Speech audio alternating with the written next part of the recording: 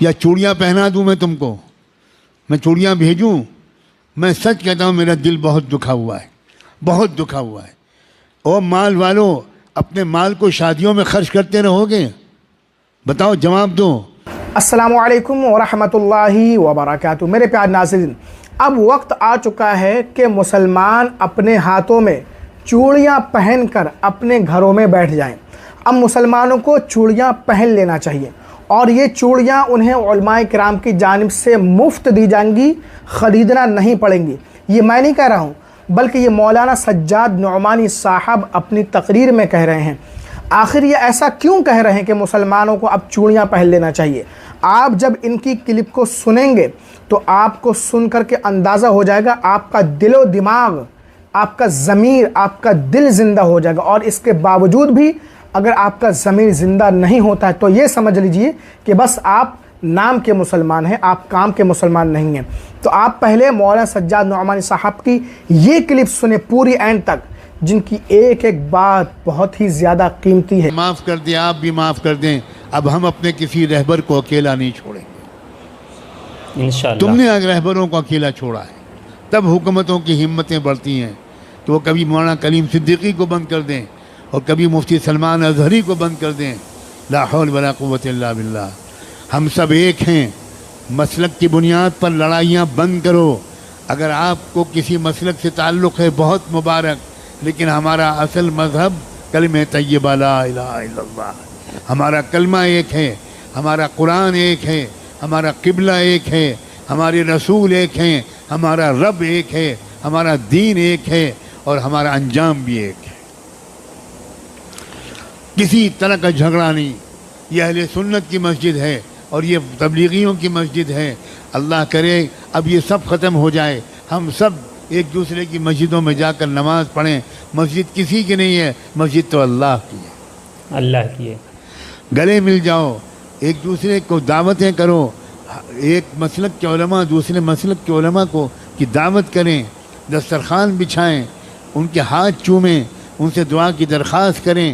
یاد رکھنا، ہر مسلک والوں میں کچھ خوبیاں ہیں۔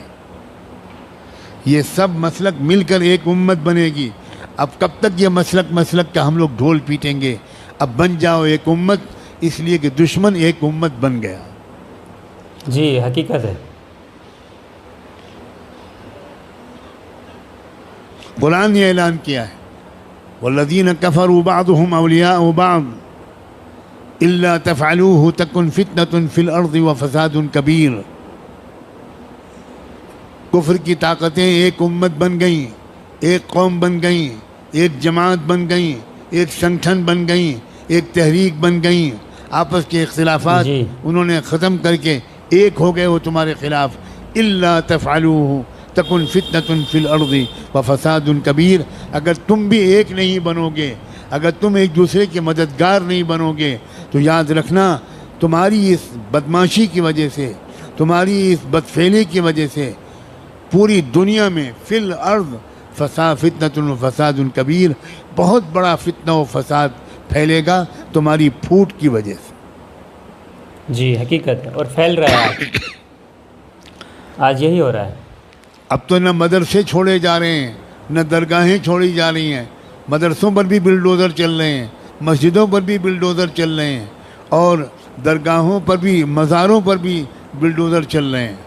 واہ واہ واہ واہ۔ اب بھی امت ایک نہیں ہوگی، اب بھی درگاہیں اور مزاریں والے الگ رہیں گے اور مدرسے والے الگ رہیں گے۔ اب تو بھائی خدا کے لیے اب تو ایک ہو جاؤ، ایک ہو کر مضبوطی کے ساتھ ایک طاقت بنو، اور اس بات کی عادت ڈالو کہ جب یہ میرے جیسا کوئی کہنے والا یہ بات کہے تو جس مجمع کے سامنے کہے، اس مجمع میں سے کم 50% لوگ وہ باقاعدہ اپنے علاقے کے ذمہ داروں کے ساتھ آئیں، میرے پاس آئیں، میرے جیسے لوگوں کے پاس آئیں، اور تفصیل پوچھیں کہ ہم اپنے ملک کو سنبھالنے کے لیے کیا کریں۔ نوجوانوں، آؤ گے یا چوڑیاں پہنا دوں میں تم کو؟ میں چوڑیاں بھیجوں؟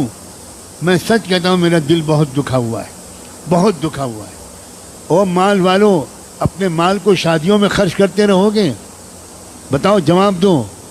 شادیوں میں خرچ کرو گے یا قوم کی حفاظت کے لیے خرچ کرو گے؟